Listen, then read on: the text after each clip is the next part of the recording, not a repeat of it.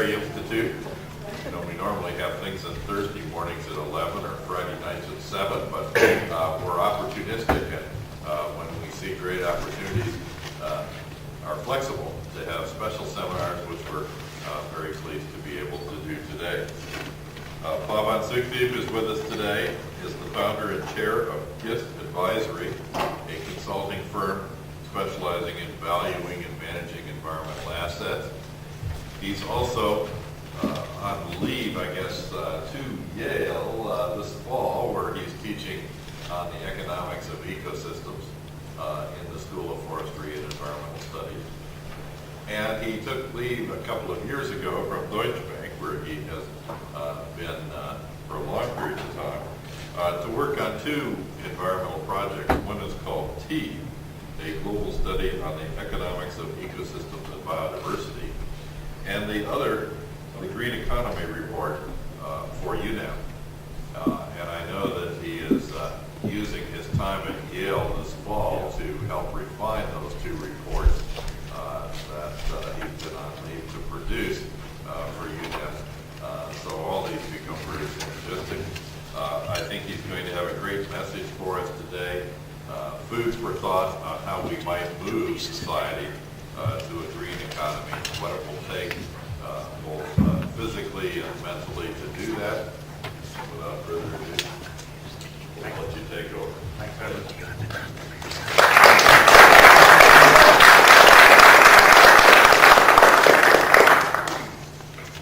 I'm delighted to be here with you all today, and such beautiful premises, so I think it clears the mind and helps concentrate it. Today's discussion is going to be about green economy. And I do want it to be engaging, so I'm going to try and conclude my remarks in about 40 odd minutes, and then hopefully we can have some question and answer session. But firstly, a green economy is not a new idea, and we've had several books on the topic, including perhaps the first one to explicitly use it in title was something called Blueprint for a Green Economy. This was actually commissioned from Professor David Pearce by the UK government way back in 1989, written first as a report to the government, and then, because it was interesting, it was published.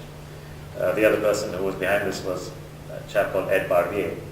And I remember Ed Barbier, who was one of my advisors, telling me that when they first produced this report, it was cyclostyled. It was basically 45 copies, because that was the size of the committee that was looking at this issue. And of course, the 45 cyclostyle copies disappeared, and then they realized they needed more, and then finally they went to press. And I think this is now in its 10th or 11th edition, I forget which. So clearly, Professor Barbier and Professor Pearce had more success than they bargained for. But that was not all, and shortly after this, in '94, Paul Hawken came out with a book on the ecology of commons, and these both addressed issues which were in the same space. Blueprint more at a macro level and explaining how the efficiencies of production could be focused on to create an alternative business model in many sectors. Paul Hawken taking a deeper dive into what it meant psychologically as well as for society, and then talking also about what is now known as industrial ecology. And shortly thereafter there were two books. One was called Factor 4, basically by a German Von Weizsäcker, who is not an economist. He's actually by background a biologist, but he's done a lot of research on industrial processes and systems. And he argued that even at that time, in 1998, we could, if we wanted to, produce what we made in factories using half as much as what we did. And not only that, but when we were consuming, we could actually manage with half as much as what we did. So he was talking about a factor 4. And he's just gone to press last year with something called Factor 5, so obviously things are improving even by his reckoning. And shortly thereafter was a lovely book called Natural Capitalism, the first book to bring the words natural capital really to the popular press. And that was by the Lovins brothers and Paul Hawken. So the ideas that go behind this green economy are not new, they've been around. But I think what we have done, when I say we, I'm talking about the 70 odd institutions that were involved in writing this thing called the Green Economy Report towards a green economy.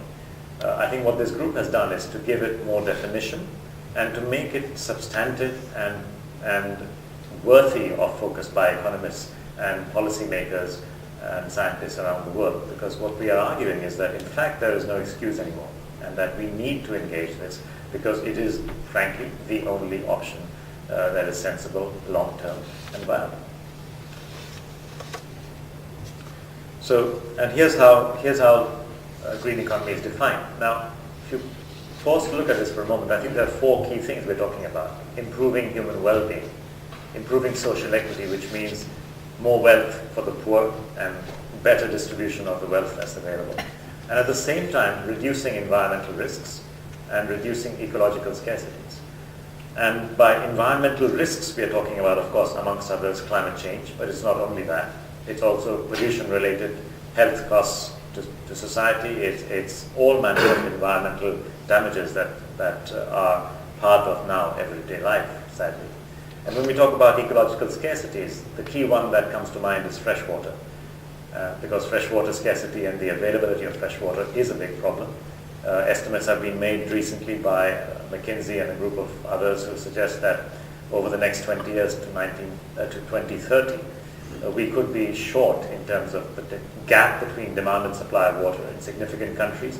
Like in China and India, you could be short respectively 25% or even 50% compared to the water that you are planning to receive and consume and the water that is actually available under normal projections. So there is a significant issue on freshwater scarcity.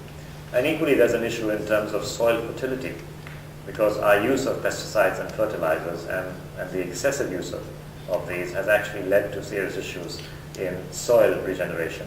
And at the same time, that's exacerbated by insufficient biomass, and I'm talking not necessarily about beautiful surroundings like here where there's nothing but biomass, but more in countries in sub-Saharan Africa, in India, in China, in Southeast Asia, in certain parts of Latin America, especially the drier regions like in Peru and Chile, where we are losing soil fertility, and part of the reasons for that is the loss of biomass and the lack of regenerative power that brings to the table.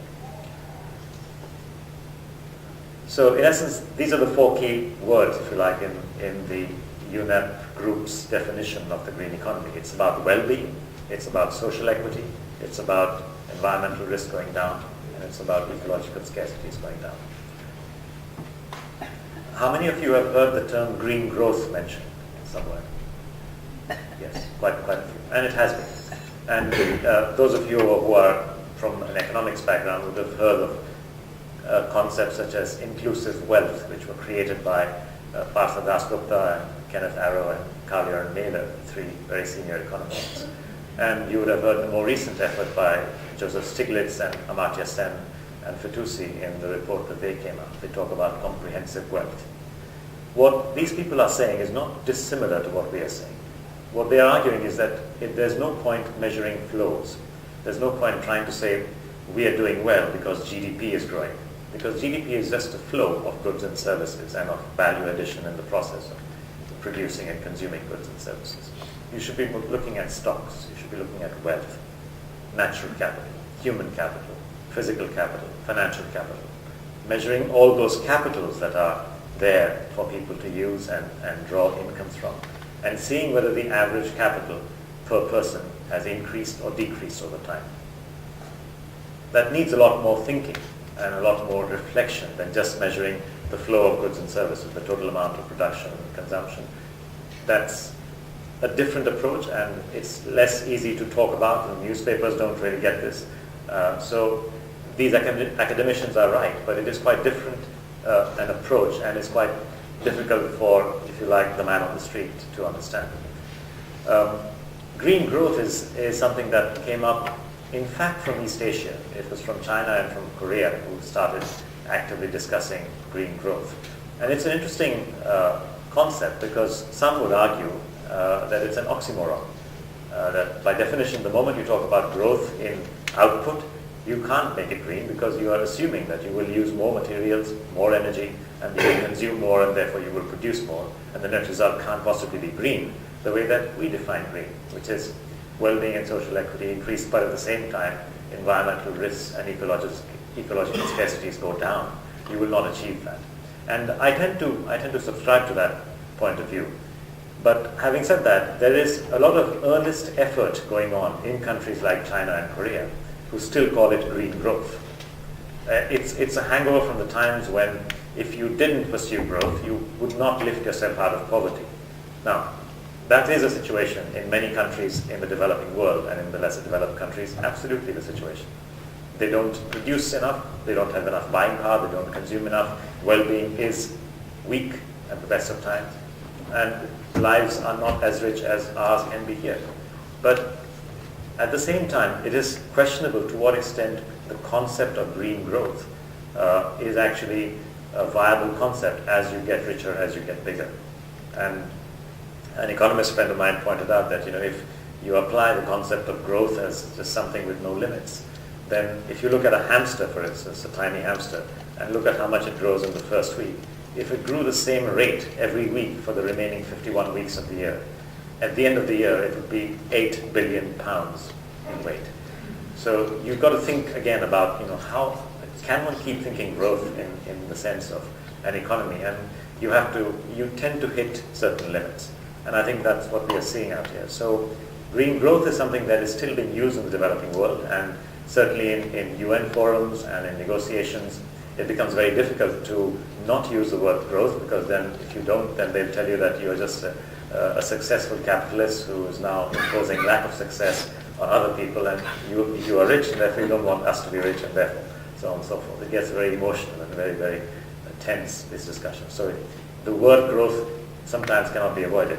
The way I tend to reflect on that is to say, well, yes, we want growth. We want you to grow your wealth, not necessarily the volume of goods and services that you produce and consume every year. We want you to grow wealth. So we're talking about growth as well, but it's a growth in wealth, and it's a reduction in risk so that you can keep growing your wealth. And it's a different perspective on the way we use the word growth. So anyway, these are all the sort of related ideas on the table. Now, what I want to say next is that actually these are all related ideas, but none of them matter that much. Fundamentally, the words green economy, when I speak with a businessman, I am from business, as you mentioned, I work with Deutsche Bank. In fact, I left them only recently.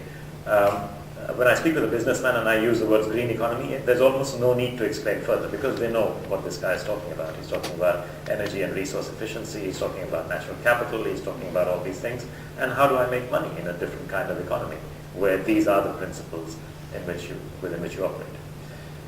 But the good thing is that this is not just theory, because here's a list of countries where already the idea of a green economy is institutionalized.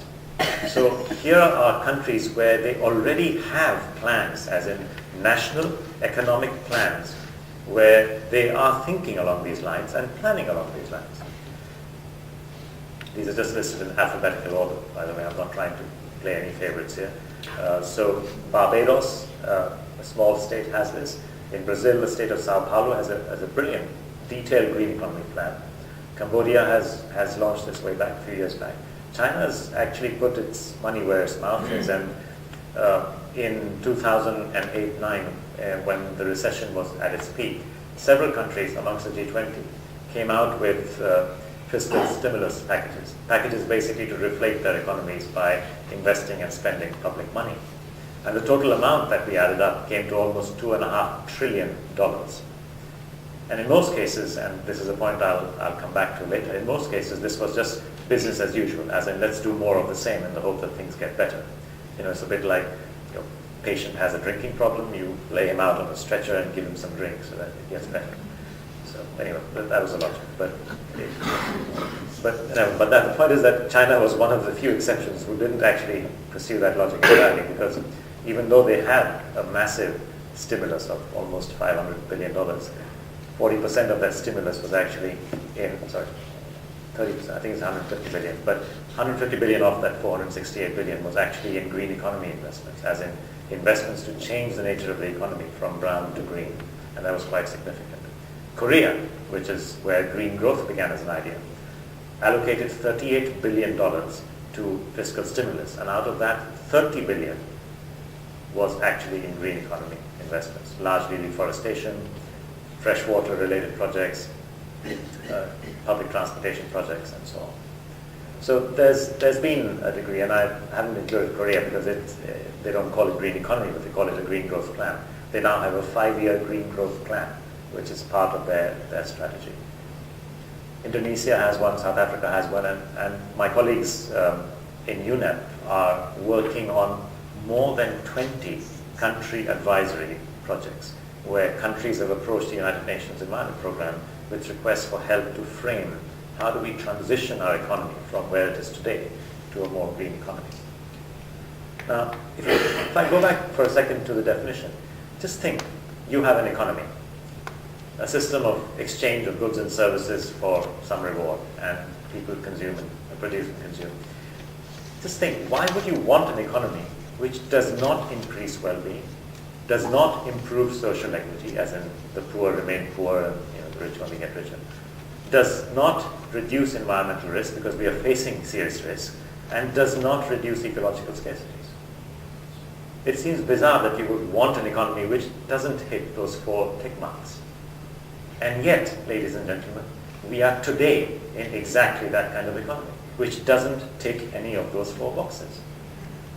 You really have to question, why would you want an economy which is not a green economy? Once you frame the proposition clearly with these four elements. And yet, ironically, that's where we are. So work clearly has to be done, and it's good that some countries have sort of begun to recognize this and moved along.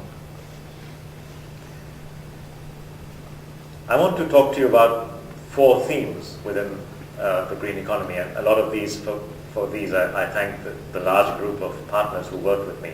I was the leader of this green economy report, but to be honest, it was very much a democratic process. I wasn't dictating my views on anyone. We were evolving these views as partners as we went along, and there were independent groups created to write the chapters. We looked at 11 sectors in the economy where we felt collectively that there was a need to examine how we could operate differently, invest differently, and then end up with tick marks in those 4 boxes. And these sectors are selected because this is where we felt we could get the most bang for buck. In other words, point investment away from brown to green, and you will get the kind of results that you want we're talking about. So 11 sectors, and there was a separate group writing each of these sectors. Our focus is very straightforward. It's basically, how do you drive transformation? And that led to the strategy thinking, which is what we call look at the enabling conditions.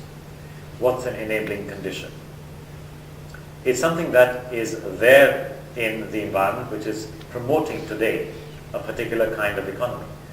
And by that I mean what kind of regulations, what kind of subsidies, what kind of taxes, incentives, and what kind of public expenditure do you have? Today the private sector is something like 3/4 of the global economy, employs 70-odd% of the total population. But the remainder is public sector, as in government or government-owned or government-related. So you do need to look at how government spends its money, how they spend our taxes.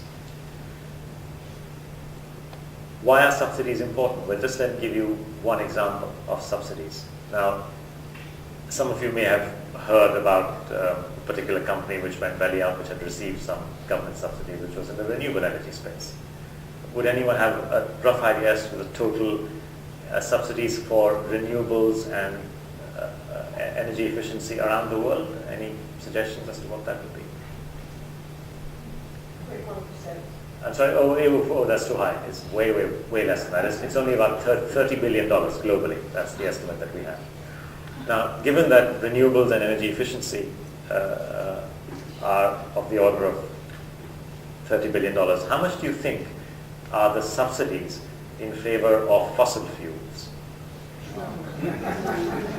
Any guesses on that one, please? Mine at 100 anymore? Bigger than that. Is it 200 million in US? Mine at 200 billion is more. Keep going. Worldwide. Worldwide is about six. Well, the last one, I don't know what it is for last year, but certainly in 2008-9 it was $650 billion. That's $550 billion. And by the way, these are based on 2 separate studies, which are not complete studies, right? So it is more than that, but I know it's at least that much. $550 billion of price subsidies which was on the basis of a study done by the International Energy Agency, the IEA. Did a study of 37 odd countries where there were price subsidies, and this was their total. And separately, earlier, a study had been done of production subsidies. That was 100 billion. Add the two together, $650 billion worth of overall subsidization. Of course, I'm not including some of the energy subsidies that are part of the $275 billion of agricultural subsidies in the same year. And this is a number produced by the FAO, the Food and Agricultural Organization. And of course, I'm not counting the energy subsidies given to trawler fleets as part of the $30 billion of fisheries subsidies. I'm just counting the pure price and production subsidies in fossil fuels. So when we look at subsidies, just imagine if we didn't have that $650 billion plus dollars of your taxes and my taxes being given to the oil and gas industry as advantages around the world. And by the way, I pay taxes in 3 countries, in Singapore, India, and the UK. And off late, sorry, 4 now, because I'm earning some money from Yale University. So I'm seriously upset by this. 4 times over upset by this. So this is reality. If these taxes of ours were not paid across as subsidies to the oil and gas world, can you imagine what a different energy situation there would be around the world? Right? So therefore, it's not just about having the technology or having it available in a sort of commercial form, but also the enabling conditions, as in what kind of football field have you created for commercial actors to play in? If the football field is tilted in this way, it's very unlikely that the team that's on that side is going to get to score a goal. That's the problem. So we have to look at subsidies, we have to look at regulations, we have to look at taxes, and we have to look at how the government itself spends its 25% fraction, the governments around the world, of global GDP. Key sectors I mentioned, and then finally we said, okay, so here's the key sectors, here's what you can do differently, here's what you can change in terms of the enabling conditions, which can apply across the board. It's not just a particular sector.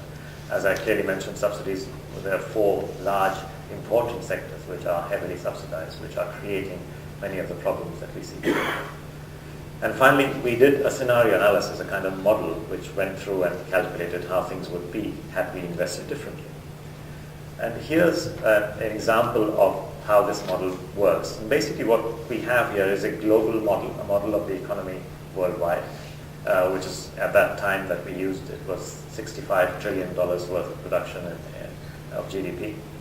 And we said, what would this look like if we decided to just take 2% of this, in other words, $1.3 trillion, and invest that in a green economy environment? So is this a big number or a small number? Well, if you look at total gross capital formation, which means the total amount of investment that's going on in the world, it's something like 13 trillion, in other words, 20% of global GDP. So what we are saying is, just take a tenth of total investment and invest that in green economy opportunities as against brown economy opportunities. That's how much you need to do. And just that little bit of additional investment in our model showed that there would be significant shifts in the way the economy looks like from year to year. We checked out what this would mean in terms of natural capital, obviously an increase. We checked out what it would mean in terms of energy and resource efficiency, naturally an increase. And in terms of use of fossil fuels versus non-fossil fuels, again, obvious. And basically, we found that it increased wealth, in other words, total wealth available per person. It increased, in fact, GDP over time, and that surprised me because I wasn't expecting that, because GDP doesn't calculate the loss of natural capital. It increased employment after a decade or so, and it began to reduce poverty almost immediately because of the way you spend money in agriculture and forestry and fisheries. And here's some of the results that we got. So this is forecasts. Now remember, this was done with 2010 as a base year. So this is a 5-year forecast, a 20-year forecast, and a 40-year forecast. And this was a surprising result, which is that whilst initially GDP goes down for a bit, it begins to pick up, and you actually see increases in both real GDP as well as GDP per capita. This was expected, because you'd expect that in a green economy, as you move forward, you are more energy efficient, your consumption is less, and your production is is more efficient, and therefore you would expect to see lower per capita usage of energy. And likewise, you would see water demand come down. That's to be expected. You would expect to see forest land go up. That's expected. And this thing called footprint, which I'll come back to in a minute, actually declines a hell of a lot. A footprint is basically the average person's impact on planet Earth in terms of an area. If you think during your life, how much you consume food-wise, well, that's some land and a bit of nearshore seas, and you need space to live on, and you need space to grow clothes, so cotton to grow your clothes, and so on and so forth, and you need some space to absorb your emissions, as in forests to grow to absorb your emissions. You calculate all that, put it together, you get to what's called the footprint. And that footprint declines dramatically in a situation where you are investing in a green economy. On employment, here are some highlight things that you would see over the next decade. Agricultural employment increase 4%. You'd see forestry-related employments increase 20%, transportation up 10%, and energy employments up 20%. And by the way, energy, and this is something that people don't know, the entire oil and gas sector today employs 2.2 million people, roughly. That's directly employed in producing oil and gas. The renewable energy sector already employs 2.3. Half of those are, of course, in biofuels, some in the right form, some in the wrong form, but they're there. There are people employed, and then the rest are in renewable energy and so on. So there's a huge increase in employment and not a decrease. This is what somehow people, and the press especially, seems to constantly think that the moment you talk environment, the moment you talk about anything, there's going to be a loss of jobs. We will lose jobs, and you'll find them ratcheting up the temperature, and you'll find some politicians picking it up and so on. Not a shred of evidence. We have found not a single shred of serious academically worked out evidence that is the case. Our model, which is the T21 model, which is very much a mainstream model which has been used for the last 20 odd years, demonstrates that in fact the opposite is the case. So people can keep, my dad was in the Indian intelligence service once, and he used to tell me as a kid that, there are three things. There's information, there's disinformation, and there's misinformation. And he says we use all three. And clearly the press seems to be focusing on the latter two, but not on the former.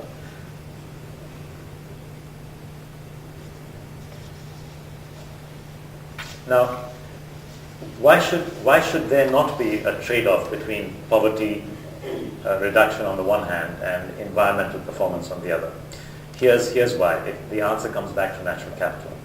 So this is maybe the right place to bring this up because you are an Institute of Ecology and studying that. But if we look at ecosystem services and we try and measure the invisible ecosystem services, because flood prevention, drought control, providing nutrients, cycling of nutrients, retaining water, providing all the usual ecosystem services, non-timber forest products for poor communities to eat, fuel wood for them to harvest, etc., etc., etc., etc. And there's a hell of a lot that comes free from nature to people, which doesn't get accounted for in our national accounting systems. So we did estimates in the TEEB report for 3 countries, for Indonesia, India, and Brazil. And we found that, these were kind of big, but they were like, if you measured them compared to GDP, just to give a sense of size, then they were between 10 and 20%. But the thing is, you have to ask the question, to whom do these benefits flow? So if you lose a forest, whose cows and goats can't go in and feed on the leaf litter of the forest? If you lose the forest, whose wives can't use the fuel wood from the forest to cook? And the answer is usually the poor farmer, the poor farmer, and the poor farmer. It's basically the poor pastoralists who don't have the access to the natural wealth of a forest if you start losing forests. So you really need to look at who did the benefits flow to, and effectively what we are saying is think of the right numerator and the right denominator. GDP includes things like banking profits and advertising profits, and that's hardly relevant for the poor farmer. Whereas if you look at what constitutes the lifeblood and the livelihood of the poor farming family is basically their crops. If there aren't forests to absorb the force and ferocity of cyclones and floods, then they are the ones whose crops get washed away. It wouldn't matter to us because we just go to the usual supermarket and buy it for a few sense more expensively, that doesn't matter to us. But to them, it's their livelihood, it's lost. So talking to this up, within Yeah. miles of this region. That's right. Well, there you go. So, but the thing is, the impact to us is less, but to the farmer, the poor farmer especially, it's huge. And so when we are looking at what does nature provide to whom does it provide, you've got to look at the people who are affected. Therefore, instead of just taking ecosystem services and dividing them by GDP, just to get a sense of is this a big thing or a small thing, what you should really do is take ecosystem services consumed by rural households and divide them by the GDP of the poor, as I call it. In other words, the GDP of the rural households. And when we did that, the two things we found. One is that the number of people whom we are talking about is massive. We're talking about almost 100 million people in Indonesia, 350 million in India, 20 million forest-dependent people in Brazil, and so on. And we found that the numbers are not 10 to 20% anymore. They're more like 75%, 47%, 89%. And that's the big difference. That nature's services, these invisible services, which nobody accounts for and the press doesn't talk about, are actually hugely important to the poor and to large numbers of the poor. And that's why whenever we talk about development and at the same time we don't talk about natural capital or don't talk about ecological infrastructure, I mean, that's pie in the sky. That's not sensible, because that's not going to achieve any developmental results if you ignore the importance of natural capital as an element of the livelihoods of the poor. So this is why when you start investing in green economy in terms of agriculture, forestry, fisheries, and so on, this is why there is such a huge and almost immediate impact on reducing poverty, because finally you're focusing on the wealth of the poor and not just on wealth generally, on GDP generally. So no surprise therefore that in our green economy report, of course we have covered all of these sectors, but 4 of those sectors are what we call natural capital sectors. So we're talking about agriculture, freshwater, forests, and fisheries as key sectors that we look at in terms of investing in order to green the economy. Now, I talked about footprints, and it's important to look at what's been happening on footprints. I'm sorry, can people at the back see this slide? See the dots and stuff like that? So I'll just sort of wander a bit and talk to you about what this slide is basically showing along the horizontal or the x-axis. It is showing you what's called the Human Development Index. This is an index basically created by various economists for the UNDP, and it measures human development.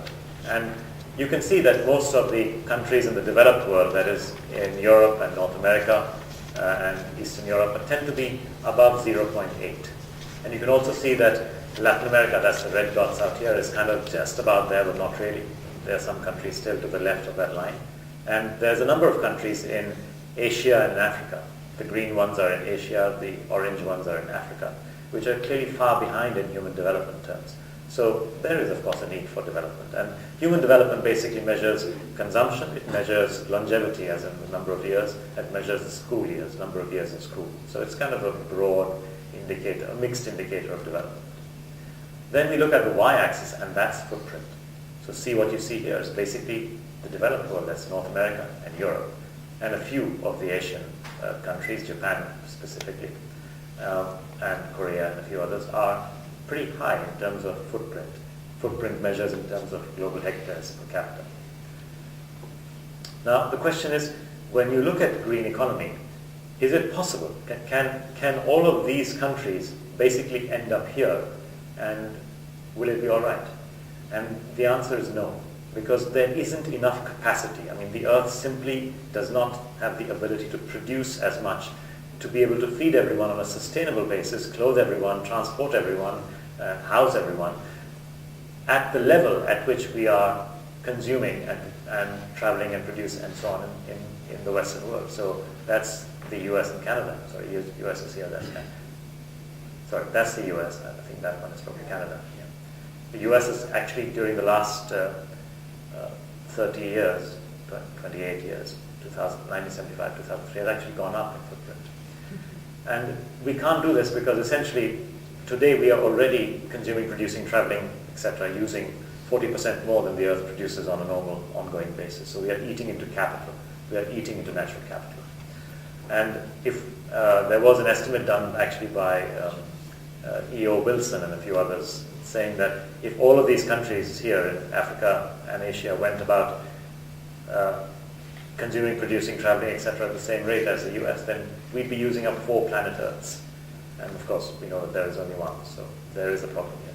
So fundamentally what this means is that all countries have to get into this box for us to be truly a global, happy family who have both development as well as a footprint that doesn't risk survival. And that basically means 2 strategies in green economy. One is a strategy where you increase development, as in social equity and human development, but get into that box. And that seems to be happening pretty much. Because if you look at how China has gone, and they're kind of poised at a break point here, where they've gone from here, a development index of about 50%, or 0.5, to about 0.75, which is not bad. It's kind of getting into the range where you need to be. India has gone from an even lower number of 0.4 to about 0.6 where they are now.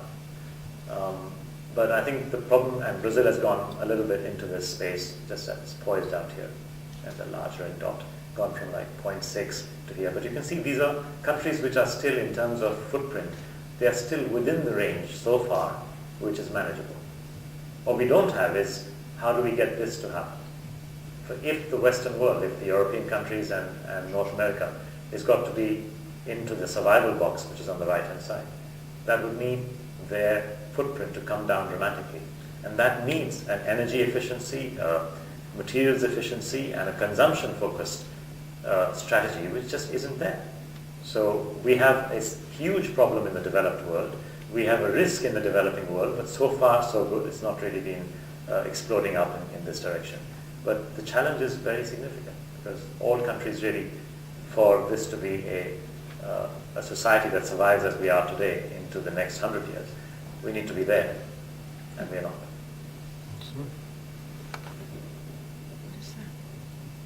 Oops, let's plug in another power source. I'm not sure if I have another power source, but I'll try. His battery is starting to.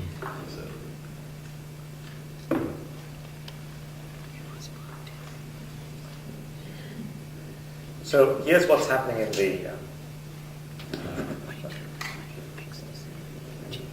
there is a power source. I'm not sure why it's complaining. Sometimes machines just have their own minds. The machine didn't like what I just said, so I think it decided to... So you'll be defunct, I'm telling you. You have to use less materials and less energy. Oof, it hates that. No machine wants to be told less materials. So here's what's actually happening. So it's I would say mixed good news. But interestingly enough, and I'll quickly go through these in the next few minutes, some of the success stories here. Bangladesh has got, which is a very poor country, has got perhaps the most amazing success story on renewables, on solar photovoltaic cells. They have a system where housewives basically in the villages purchase these screens, which are like 2.5 by 2 feet this big, and they get microfinance loans from a local bank called Grameen Bank, and they wire that up to their battery, which provides enough power for lighting. Oops, there was here as well. Sorry. Yes. So we have an issue here. Just a minute.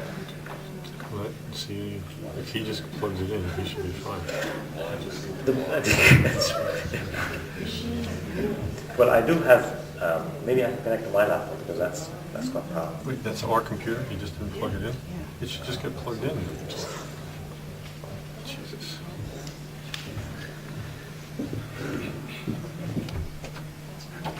Just make sure the power strip is on and it's plugged in. I can just connect onto my laptop, which has the same presentation. That's okay. No worries. So I'll just disconnect from here. So what did he say was very slow? That's called it like So let me continue the stories that I was telling you about in terms of success stories. So we have in Bangladesh this Grameen Shakti company which has been selling these solar panels. So what happens is the housewife, the power, there we are, back again. The power that the housewife gets from this single battery that she's got is sufficient to power her 2 light bulbs. So these are small village huts, of course, and sufficient also for the next 8, 10, 12 neighbors. So effectively the housewife is a small electricity company. And she's charging them at the rate at which they would spend on kerosene. Right? Kerosene is horrible, right? It causes bronchial problems and health problems. Children and women die inside homes because that's what they use kerosene lamps for lighting. So the housewife effectively charges them the same $3 per month that they spend on kerosene, and through that money pays back the bank loan. And meanwhile, she's running this sort of mini electricity company with herself and her neighbors. They have got today 400,000 village homes electrified with solar power in Bangladesh. 400,000. I met the CEO of this company a couple of years back, and he's targeting 1.5 million by 2015. This is remarkable to see that happening in a poor country, and people will still tell you, the press will still tell you that solar panels are too expensive. These panels in Bangladesh are imported from Japan, which is not cheap, from what I remember. So it does work. In Brazil, they have a sustainable city called Curitiba. 45% will use public transport. It's not that they don't have cars, they just don't use cars very much. In China, solar water heaters. You thought Bangladesh was big, 400,000? They have got 40 million homes which have got solar water heaters, 40 million. So I'm assuming that most of these homes, because they are inland, they are small families, so I'm saying 3 persons per home, and then probably mother, father, and a relative or one of their children. And that means there are 120 million people in China. That's almost 9% of the total population that's benefiting from a solar water heater. They've Rheumatoid arthritis means what? Rheumatoid arthritis, basically it's the reason they got this going was not because of some love for climate change avoidance, but because old people suffer from rheumatoid arthritis. It's arthritis, and it's because of cold conditions, so you need some kind of heating. So these heaters basically provide floor heating and water heating, and it was that was the driver. They were just trying to solve that problem, and they found that these solar water heaters were the cheapest way of doing it. You save something like $300 per household per year as a result of using this, as against just spending on coal and fossil fuel energy. So it's actually got a simple economic driver. And of course, there are gains in employment. Basically, they have created something like 600,000 new jobs in China thanks to the production and maintenance of these solar water heaters. Now, Western Europe has also got large cold areas, and they're still pretty much using a few fossil fuels for their heating. But when they wake up to the high oil prices, and when they look to find solar water heaters as some kind of alternative, chances are they have to go to China, because that's where the efficiencies of production are, because they have the largest manufacturing base. They have 60% of the global marketplace in solar water heaters in China. So when other countries talk about being leaders and saying China should wake up, I really, really do not know what they're talking about. China does not need to wake up, they are awake. They have a completely different problem we need to discuss in the Q&A session. India is using the idea of natural capital. They're spending basically $8 billion on essentially various forms of earth works and water works and reforestation and so on and so forth, paying it in small doses, literally $2.50 a day to people outside of the agricultural season. So that's when farmers and their families do not have enough work. They get paid to do basically rebuild local ecology and other such things. All manual labor, but that's what they do. And that's been great. There's actually a village which used to be a place where there were farmer suicides 15 years ago. And now there are millionaires in that village, as in Indian rupee millionaires, of course, not dollar millionaires, but they certainly have large houses and they're doing very well. And cotton has come back, and there's a huge cotton bumper crop every year in that place simply by getting the local ecology right. Kenya has got feed-in tariffs. South Korea has got an EPR policy, extended producer responsibility. Uganda is a success story in organic agriculture. So what I described to you in the previous example, that the developing world is moving towards the right, is actually borne out by these success stories, because what you will notice here is that all of these success stories are from the developing world. We are not talking here about Germany, the USA, or Switzerland. We're talking about developing countries. They are getting the joke and they are moving ahead in this direction. And two things that I want to talk about and close for today is basically agriculture and energy. And you keep hearing, and how many of you would have heard the question, how will we feed 9 billion people in 2050? Yeah, I mean, quite a number of people. It's constantly being asked. And my response to that question is another question, which is, why aren't you feeding 10 billion people today? Because you're producing food enough to feed 10 billion people. What's going on? So here's what's going on. Almost 10% is lost on the field itself, basically pest losses and fire losses and mismanagement. Another 10% is lost in storage losses and transportation losses and marketing losses when you take it down to the marketplace. Another 10% on average, and I believe here in the US it's almost 40%, is literally thrown away as in wasteful baskets. So we have 30% of food produced is actually being wasted, so efficiency is an issue. And the other side of this coin is that people are not looking at where the food is grown.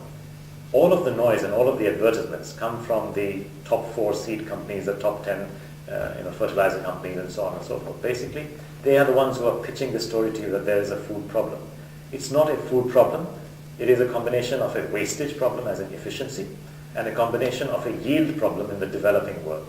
And that is a general problem because in the developing world, a study was done which covered many of these small farms. There are something like 525 million farms in the world. 400 million of them are less than 2 hectares.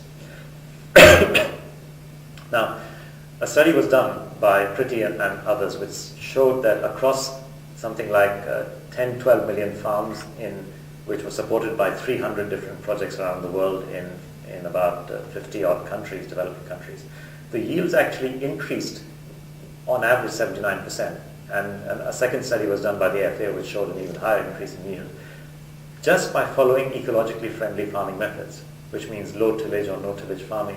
It means using biomass within the farm area, growing biomass, forest patches, grassland patches. It means recycling farm water, using farm manure, etc., using different crop species to avoid pest losses because they will not affect the same.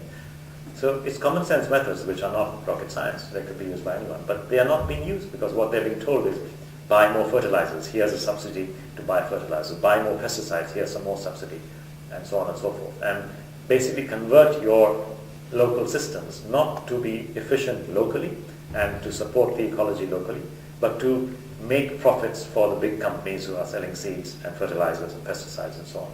And for a while it's fine because it does increase production, it does increase yield, but it diminishes the ability of the soil to regenerate. And it actually costs yield productivity losses hugely. And that's the challenge. How do we stop this misinformation and disinformation from pointing these 400 million small farms around the world in the wrong direction?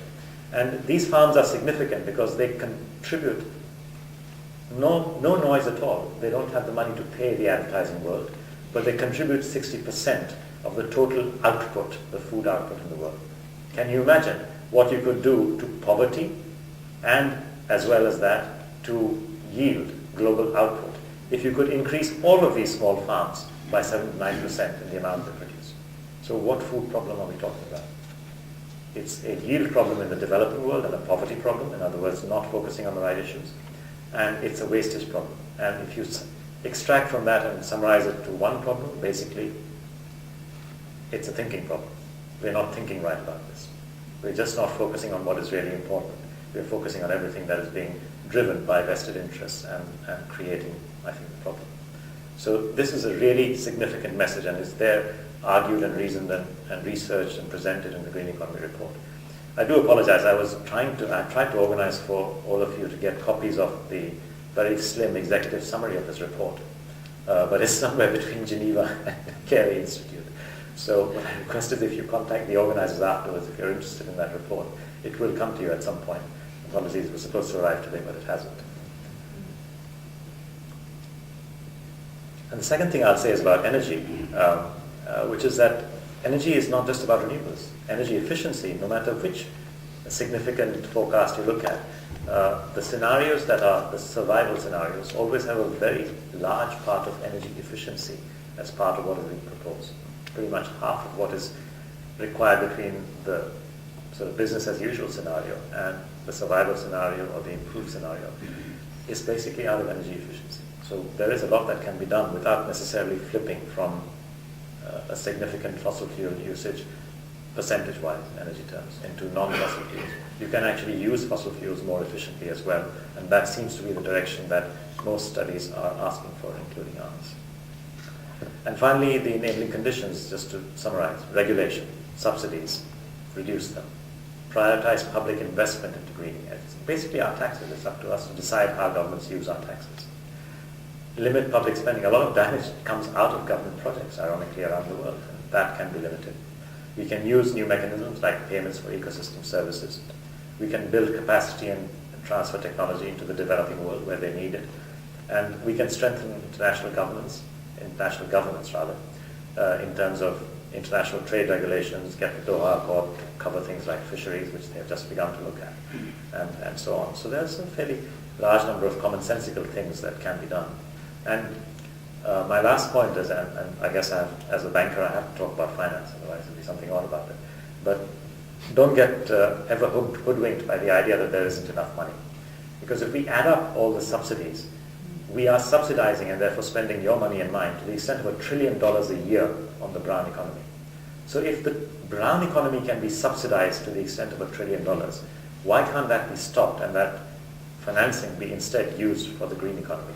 And remember, the scenario analysis that we ran is that you only really need to take 1/10 of total gross capital formation and point it in the right direction to get the kind of significant changes that we are talking about over time. So we're not talking about a huge gap out here, $1.3 trillion. And already there is market interest. Now, I believe the last set of numbers on clean tech was something like 240 billion annual global investment in clean tech. So 240 billion is there. Then there's the subsidies, which are obviously an area of focus. We also have DFIs. I'm delighted to hear that the IDB, the Inter-American Development Bank, is pointing 1/4 of its financing support towards green economy from this year onwards. So there's development financing institutions which have provided economy here. There's public finance from countries. There's Green Climate Fund, which was announced shortly after Copenhagen. There's REDD Plus scheme, which is a form of reduced deforestation. You guys know about that from Kerry Institute. There's resource taxation, which is an alternative. So there's a hell of a lot of available forms of financing. And most importantly, of course, there's the opportunity of reforming subsidies, which is something that G20 governments really should do. We actually, I'll close with a small anecdote, that for a while this green economy report felt like it was not going to happen, because we launched this in 2008, and guess what happens in a few months' time? Of course, the recession. So Achim Steiner, myself, and a few of our colleagues got together and thought, what do we do? We decided to just hang on for a while and instead point out to the governments, the G20 governments especially, that many years ago when the first major recession had happened, there was something called the New Deal that was created right here by Roosevelt in the US. And the New Deal required a lot of cross-sectoral investments, changes, new institutions came into being. In fact, I think Freddie Mac and Fannie Mae created around that time. And an entire process of reform was undertaken across the economy. And what we felt was needed was a global green New Deal. So we argued that instead of the governments just investing the proposed $2.5 trillion in business as usual, basically spending taxpayers' money in more of the same, which caused the problem, why don't they just think differently for a while and invest some of this in the green economy? And at that time we were actually very modest. We were only asking for 1%. So now, of course, we've upped our stake based on the model, of course. The model says 2% will deliver these things. So in those days we were asking for that, and sadly, even that 1% of global GDP that we felt was necessary was not delivered, because even though those $2.5 trillion have been invested in some form or spent in some form or the other, only a tiny fraction, I think the last estimate was some 400 billion of that, was actually invested in green economy. In other words, not enough traction, not enough seriousness, other than a few countries like Korea, China, and a couple of European Union countries, and in the US there was an $80 billion commitment as well. So, not very good news, but anyway, we thought we had to make the point, and to an extent I think some countries did take up the issue and at least prove that there was a logic here that worked. Now the question is, what happens next? And I think even though the recession is over and we are frankly potentially facing another recession, the message has to get through to governments that The fundamental problem here, I go back to my image, is of the man with the drinking problem. He has a drinking problem. You are not going to cure it by pouring more drink into his veins. You have to shrink that problem. You have to give him the treatment that is required. And part of that treatment, ladies and gentlemen, is a different focus on investing. Investing in the green economy. Investing in aspects of the economy, in sectors, both public money and private money, which will create an economy which genuinely adds wealth to people, which reduces disparities, which reduces ecological scarcities, and which reduces environmental risks. That really is what we are advocating, and I hope I have somewhat convinced you to move in that direction as well. Thank you.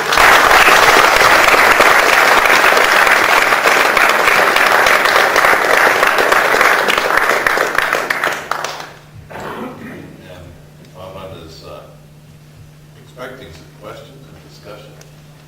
Put your hand here, right here. My name is Peter Lai, and I was in Haiti not long ago, and I totally agree with you. I was so excited, and when I saw there's a chemical, there's a pesticide made in the USA, and I told my student, if any of my students, I have 4-year student there, use any fertilizer, they're not my student anymore. Because I told them the only thing you need to do is using local resources, using compost, Yes. no chemicals at all. They can grow vegetable, they can feed their family. They can grow banana, they can feed their family. But the capitalists don't want them. Yeah, the profit driver is too strong. So I saw the rights these people from the United States. I'm a U.S. citizen. I'm nothing against the USA. I'm about the economy. They can grow rice, no problem, but they don't. They can grow banana, but they don't. Because they are already depleted. 98% of the Haiti land is depleted. Yes, there's no forest in it. No trees. Yeah. So I said, let's go take the basic. So what I did for them is about basic farming, gardening, stuff over there. So I want to share my excitement to really support your idea Thank you, to sir. promote the green economy. Those two countries, that's all they need, to using their local resources. I have one comment about the subsidized. Our gasoline price is an illusion. If we have no subsidies, our gasoline price is not $3. It's not $4. It's $15 a gallon. If I bet, if our gasoline is at $15 a gallon, are we going to green it? Economy or not? We automatically. We'll go right away. The government didn't recognize, give public an illusion of price. The gasoline is still cheap. $3, $4, no big deal. If I say the real price of the gasoline, talking about social cost, Social cost is the one that costs. it's $15, $20 a gallon. Anybody listen to you right away? Unfortunately, it's not. That's it. Well said. Thanks. In the back there. Your slide about the footprint of each country, was that per capita? Yeah, those are per capita footprints, and they're Yeah, measured. because if you look at it also the other way, which is per country, Mm. China's going to be, I think, number one in at least the emission of greenhouse gases. So you In have, CO2, yeah, in CO2 emissions, they're probably comparable to the US, or if not. so you have sort of two problems. One is per capita use of resources, in which the first world is overdoing it, or at least Americans, Europeans are doing better. And then you have a problem in the third world where they have a low per capita use, but a Yeah, lot I mean, more the third world population. problem is really a population problem, because there are too many people, but you can't kill people.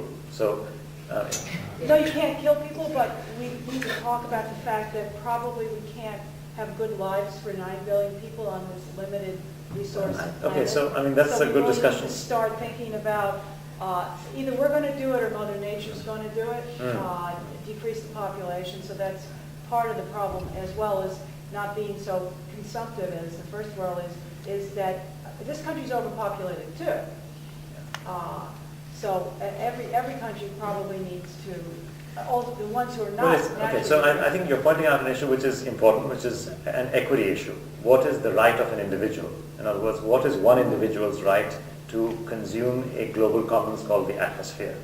Now, your logic would suggest that the right of the Chinese individual is less than that of the American individual, but then the Chinese might think otherwise.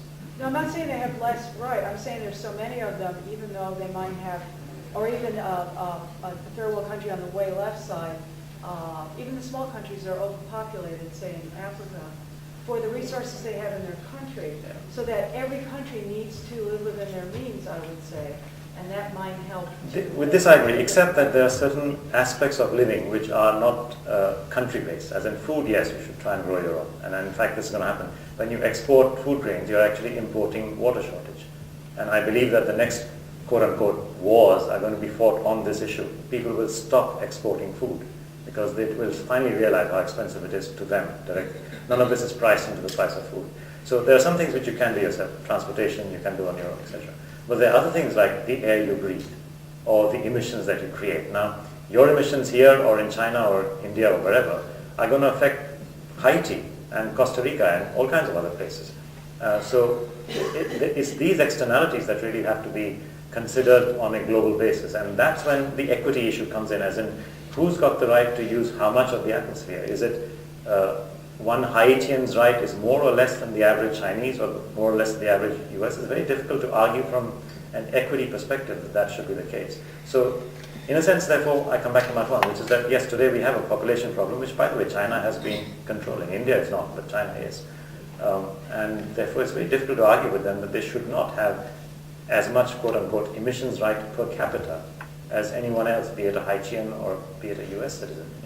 So you can't, the solution, if you want a solution, would be, well, there should be less Chinese, but that's pointless because there are 1.4 billion. I'm saying it should be less at almost every country. Japan's decreasing in population and so is Western Europe. But I think we need to have two footprint and look at it both ways, one for a country and one, because I think water and food in each country, or even each state, because we have states in this country that Sure. are stealing water from other states, yeah. like Southern California, which is a desert, is thinking they can just take water from somewhere else. So every country needs to look at their natural resources and live within them, as well as being good world citizens. But we can't just do it per capita, because that makes the third world look great. And they're not great, because they have, what percentage of the population? 90% is in the third world? Not really. I mean, the population dynamics, if you look at G20, third world, as in you're looking at those which are non-G20, it's quite difficult actually. What is third world? I mean, it's quite difficult to use that language anymore. The developing countries, the ones with the low per capita Yeah. are, what, 80, 90% of the population? It's So- about Let's 70 move odd to a percent. couple of other questions here, because time is short. One here, and then Peter. Thank you, Dr. Sutton. Could we look at an analogy between the success of the Grameen Shakti model, where the price of the kerosene is paying for the world-saving and health-saving alternative Yeah. of solid-state electricity generation? From your international banking perspective, could I ask you to comment on what I and others have contended, that if we simply take the aggregate net present value of 50 years of electricity production Right. from photovoltaics, and we look at that value stream, then the contention that solar energy is unaffordable or even expensive falls to pieces. Yeah. And so could I ask you to comment on the necessary shift of capital based upon the net present value of all that green electricity in terms of financing the transition? Yeah, I mean, you raised a very important point there. And it also links with another issue, which is the cost of externalities. I mean, to pick on the last question example, and even if we were to break China up, for example, if we broke China up into 20 states, you'd be fine, because then you'd be happy because each state is producing less than the US. But that's not really a problem, because those externalities of the emissions really will affect the whole world. Nobody's pricing those externalities. That's the big challenge. Whether it's coming from the individual or the state, it's unpriced.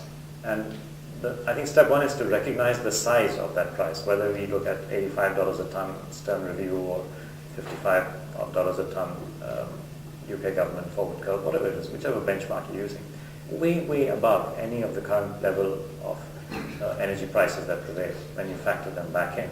Hence the point the gentleman here made about, if you factor the externalities and the real price, if you like, the total social cost of gasoline is actually much higher.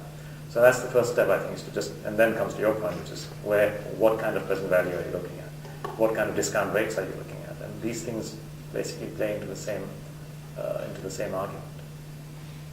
Peter? So your agricultural analysis was fascinating with small farmers. You increase the productivity of small farmers, you can produce a lot of food. Yeah. And have you thought about ways to keep small farmers on the farm? Because we have the trend towards urbanization where everybody wants to live in the city, and then you're left with bigger farms which are harder to farm. That's right. This is a trend. But thankfully, where these small farmers are as of now, so if you look at the big locations, it's basically sub-Saharan Africa. So there, the urbanization's trend is slower and not happening as much. India is happening, but it's still 29% urban, so it's still 71% rural. China is 50-50, it's like 52-48, so it's kind of getting, that's where your point is totally valid, where I think the breakup of the small farm is also connected with the demographic shifts that are taking place. But many of the places where these farms are, sub-Saharan Africa, India, Southeast Asia, etc., we still have that flex of changing policy on the ground towards an ecologically more friendly model. And I think you will be able to convince yourself when you look at those countries that they're still worth pursuing that direction. There are others where it's too late already, where it's very difficult to get reverse shift. That's the problem. Yeah. I think we need to give you a break, but certainly probably hang down here. No, I can. Conversation. But many thanks for being with us today. Sure. And for providing what clearly for cautious talk Yeah. to folks. And thank you all for coming. Stay tuned, looking at our website for our next public program, which I believe is a presentation on Fraser's penguin late in this month, on Friday the 22nd, I believe it is, in here. Many thanks. Sure. Pleasure.